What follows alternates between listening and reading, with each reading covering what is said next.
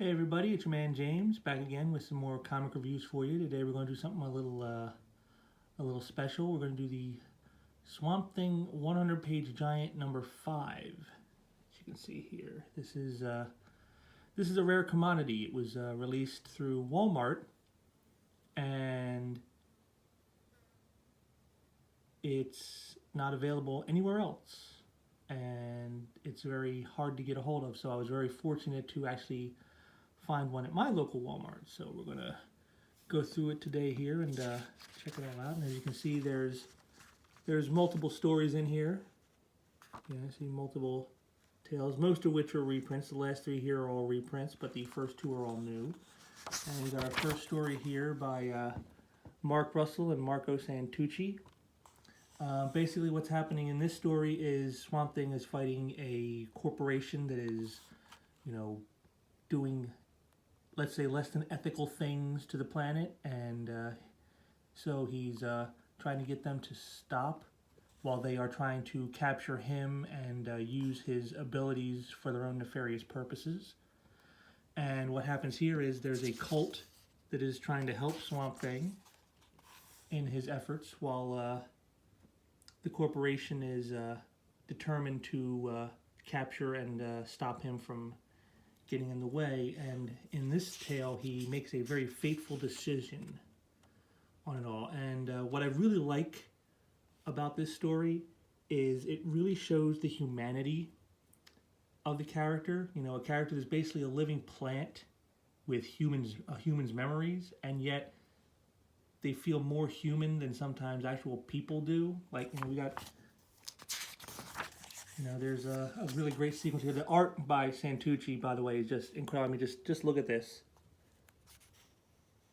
And it's all very almost like poetic, the way it's written by Russell here. You got, like, there's no saving them. I see that now. Perhaps there never was. There's nothing left for me in this world. Maybe they're gone. Maybe after they're gone, I'll create a gallery, a memorial to the late human race, commemorating human beings just as I remember them. I mean, it's so overwrought almost with a humanity you don't really see. And like I said, like, there's great shots like this down here. Santucci's style really feels like a modern adaptation of Bernie Wrightson's style from the 70s. It's got a modern edge, but you still feel like Wrightson's style. You can still feel his touch in all this. I mean, look at that. I mean, look at that detail. Look at that shading. And turns out that the company has created Swamp Thing-esque creatures of their own, which they're going to be using to create food, which of course they will then use to make millions. And so Swamp Thing's going to go and save his children, as it were. And I'm just gonna read you. I mean, and what he does. I mean, it's just he actually uses his powers in a way he's never done before. I mean, he just goes basically all out. And I'm just gonna read you the next couple pages, because this to me is the heart of the story. They were holding my children. What did they expect? That a plant would not feel? That I would not fight? That I would not fight back? Sunderland is but a symptom of the disease ravaging this world. It's apathy towards its own destruction. Perhaps apathy is not the cause of our destruction, but the movement at which we've been destroyed. And then, if there is something in this world worth saving, it is this. For what is a child but proof that you have hope for the future? What have I done? What am I doing? I mean, it's just incredible. It's very, very deep. There's a lot of story in this. There's a lot of great things. So he finally shows up to where they unveil the children, and he shows up, and the woman in charge tries to take him out, but instead kills one of their new creations. And I love this. It was the first time I'd held my child in my arms, and it was just long enough to say goodbye. That's some excellent writing. This story is just full of drama. It's full of emotion. It's full of humanity, as I said, and it's really excellent. I give this story gets a 9 out of 10. It's like the best. I can't imagine Swamp Thing being handled better in the modern age than this. Then the next story here is by Phil Hester and Tom Mandrake. I'm familiar with both their works. I really love Mandrake's art almost since I first got into comics. So, and this one's about the Ghostlight. It's this blue light that is a spirit that has been helping guide the Swamp Thing to help those within the swamp. And in this story, he finally gets the Ghostlight to explain what the deal between them is. So he creates a body for the Ghostlight to inhabit. And, we find out that the Ghostlight is actually the spirit of a dead man who was not a good person.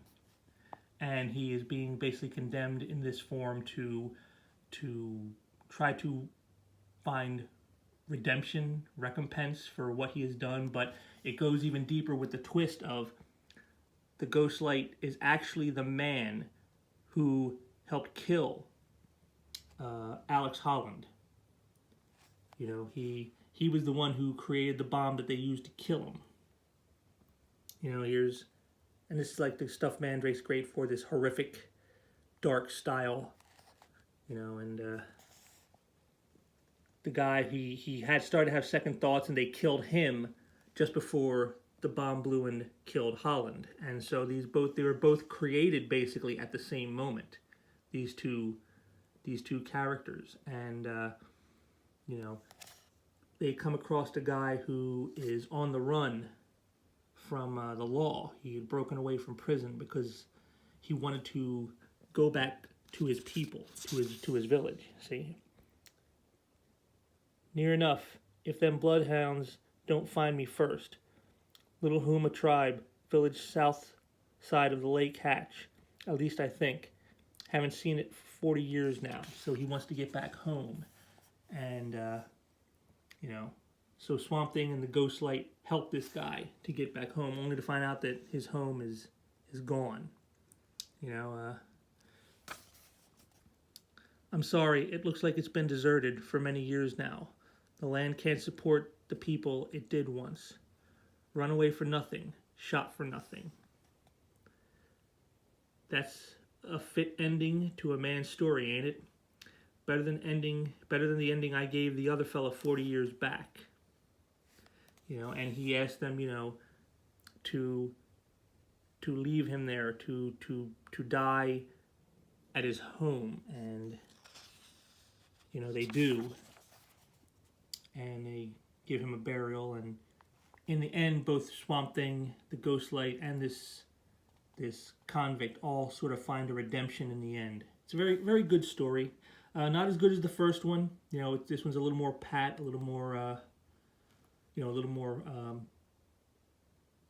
not with as much depth as the previous one. But Hester and Mandrake are a great team. Like I said, they do, that awesome shot right here, the shot of Swamp Thing. Just, really great stuff. It's, again, another really good story. I give this a 7.5 out of 10. Really good story, and worth checking out. Then the rest is all reprints. This is from the Swamp Thing miniseries from several years ago by Len Wein and Kelly Jones.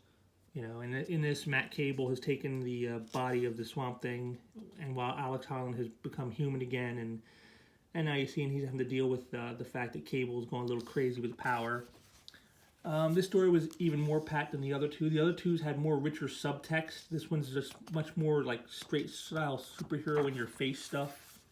But you got the awesome Kelly Jones art, he gets to draw you things like, like this great shot here of Dead Man, and then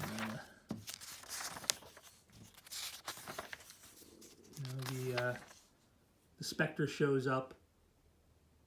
Just so it really was more a showcase for Kelly Jones' art. I don't think this was Len Wein towards the end of his life. This is the last time he wrote Swamp Thing, was this series he did here. Like I said, it's a decent enough story. It's just kind of very flat. It didn't have the rich subtext that Len Wein's stuff did when he was working with Wrightson back in the 70s on Swamp Thing. It's just not got that same verve.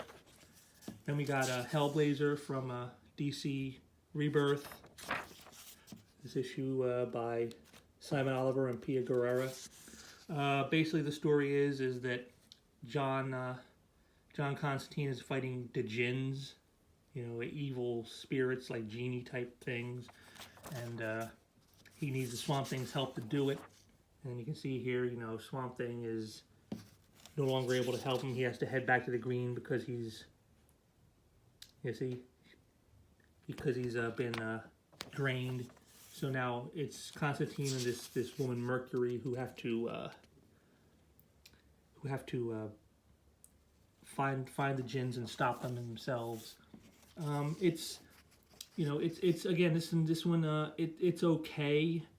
It's got a lot of probably what I would call British style humor, because they got this scene here with Constantine. They're playing a question of, I ask you a question and answer, you ask me a question and I answer, still giving up secrets about themselves. But there's a great scene when Mercury takes Constantine to see her mother, whom Constantine has known for a long time. And then there's this great sequence right here, And yes. So tell me, what does keep the great John Constantine up at night? You're the expert, you tell me. You don't have to be a mind reader, but it sure helps. Please, you think anyone needed to risk a moment in the minefield of your psyche to figure that one out? I know if I'd done half the things people say you had, I don't think I could get out of bed in the morning. That part's simple. It's called self-preservation. That's just it. That's what gets me. Because it's not just about saving your own arse, is it? And it never has been. Because there's a truth in there under all your crap. Really? Is that so? Now I'm interested. Go on. Because despite your bitter, twisted, cynical self deep down, you still believe in humanity, John Constantine. You believe that, abhorrent and as terrible as we are, if we were left to our own devices without heaven or hell or whatever else we've stirred up hanging over us, that one day we'd find our own way, and eventually we, us stupid, crappy humans, would finally do the right thing and make the world a better place.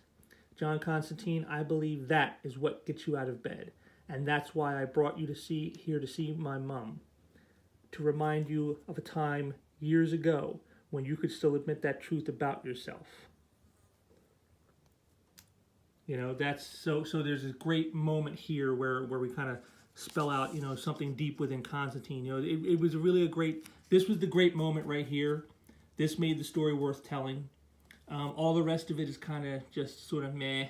Don't really care about the Djinn threat, and Swamp Thing's part in this is, really not all that important. But this sequence, this made it worthwhile. Didn't care for Guerrera's art very much. Seems very soft.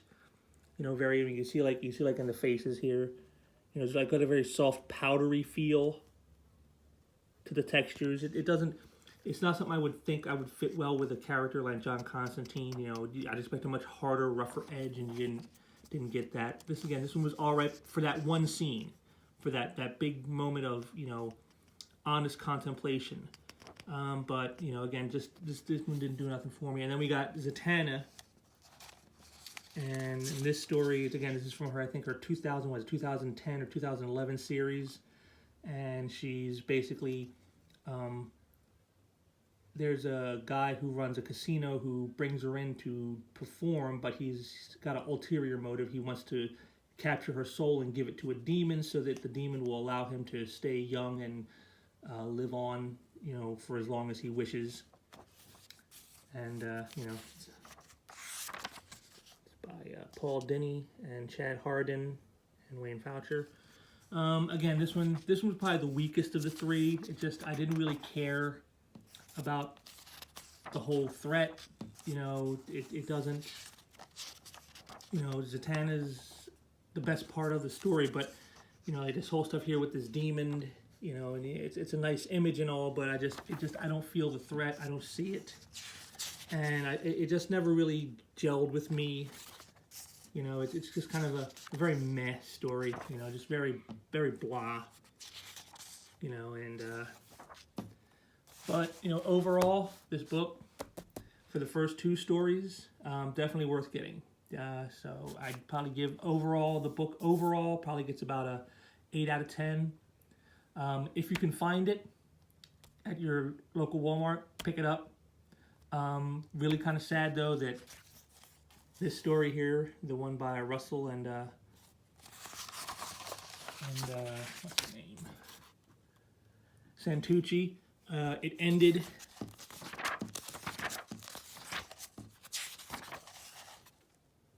to be continued.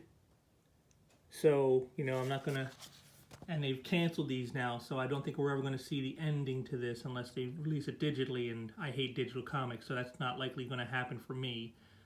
I have to print it somewhere, but even so, this is definitely worth getting. Definitely a recommend. You know, the Swamp Thing 100-page giants have all been pretty good. It's sad that they're ending it the way they are, and that they just you know, sort of like pull the legs out from under it, because you know, this was a really good series. You know, I was actually really enjoying it, which, you know, probably for me should have been a sign that it wasn't going to last, folks. Oh well, that's how it goes sometimes, I guess. But yeah, definitely give this one a check if you can. You know, if you can track it down. You can find it either at your local Walmart or on eBay. But on eBay, you'll be expecting to pay a lot more, especially for this one. These last few that they put out were, like I said, they were only available at Walmart. They're not going to be available at comic shops. They're not doing any other versions of this, so they're very scarce. So if you have a chance, though, grab it, because, like I said, it's definitely good work. You know, this is kind of stuff I wouldn't mind seeing more of if they wanted to. You know, DC finally was doing something right, but of course they had to go and end it. You know, one step forward, two steps back, right, DC? Oh well, it is what it is. But as like I said, this is good stuff, so check it out. And I guess that'll about do it for this review. If you liked what you heard, make sure to give me a like down there and comment. And if you didn't like it, make sure to throw a comment in there. Let me know. I'm always want to hear what you guys got to say. Make sure to smash that subscribe button so you never miss new reviews and other stuff here on the channel, because I'm always putting up new content. And until next time, take care.